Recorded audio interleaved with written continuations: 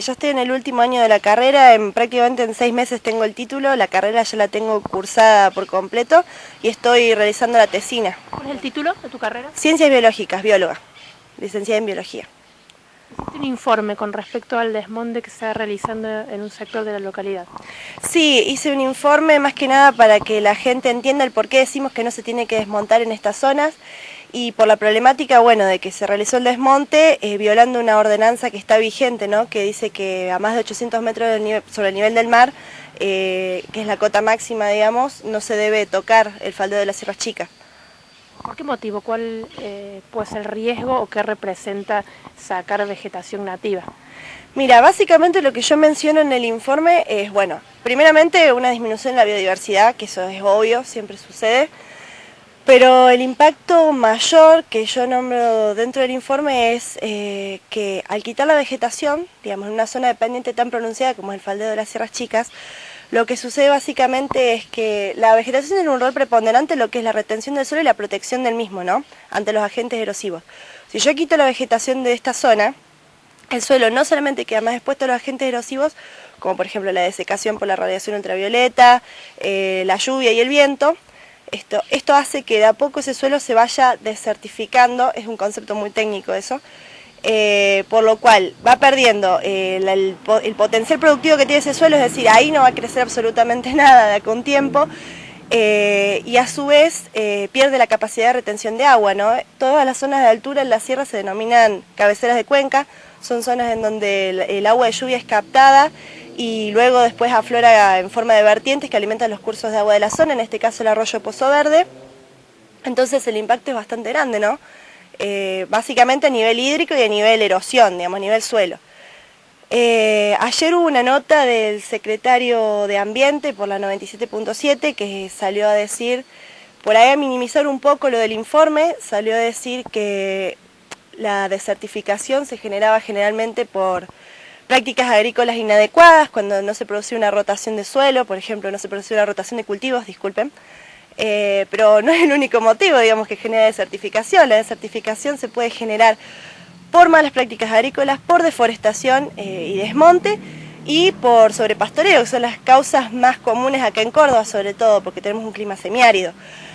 Habló de que al no ser una cantidad de suelo tan grande la que se está desmontando, el impacto no sería tan grande.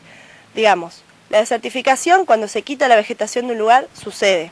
El suelo se desertifica porque empieza a perder la porosidad, empieza a perder por erosión, digamos, los componentes, porque el suelo es un sistema complejo, digamos, empieza a perder sus componentes, sus nutrientes, etcétera, y por más que sea un camino que se está realizando, una franja de 10-15 metros de ancho, en la zona en la que se está generando, que es una zona de captación de agua, es muy grande el impacto, ¿no?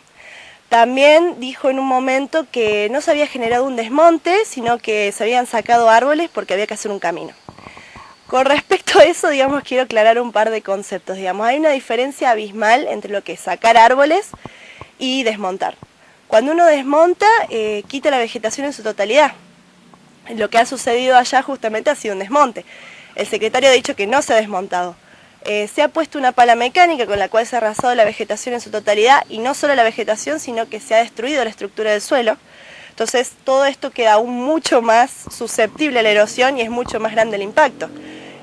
Sacar árboles, como dice el ingeniero, se denominaría talar, sería lo que se sacarían ejemplares únicamente del estrato arbóreo, ¿no? Por ejemplo, uno tala cuando hace un manejo, por ejemplo, forestal, que tiene que obtener leña, saque ejemplares del estrato arbóreo con algún tipo de parámetros, por ejemplo, el diámetro de la altura del pecho, la altura de fuste, o por ejemplo cuando quiere hacer un manejo silvopastoril, que quiere tener pasturas para el ganado y deja ciertos árboles para sombra, para forraje, etc. Eso es una tala o sacar árboles. Lo que sucedió ahí fue un desmonte. Entonces, si el ingeniero está diciendo que ahí solo se sacaron árboles, creo que está entrando, digamos, teniendo un error conceptual bastante grande, ¿no? ¿Posibilidades de remediación? Y mira, la remediación debería realizarse. En realidad esto debería parar, no debería seguir en curso, ¿no? Este desmonte.